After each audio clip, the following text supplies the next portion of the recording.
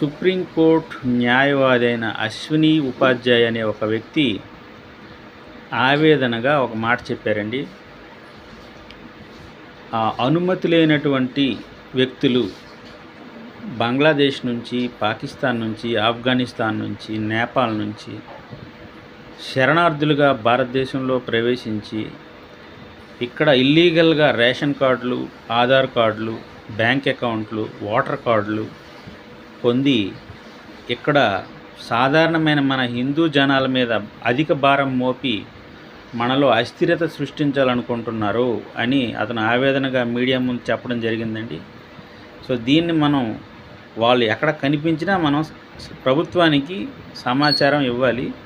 ఎందుకంటే మనమే సమస్యలతో సతమతం అవుతుంటే వాళ్ళు ఫెన్సింగ్ ఎరగొట్టుకొని లోపలికి వచ్చి రేషన్ కార్డులు, ఆధార్ కార్డులు, బ్యాంక్ అకౌంట్లు, ఓటర్ కార్డులు లంచాలు ఇచ్చి చేయించుకొని పరిస్థితి.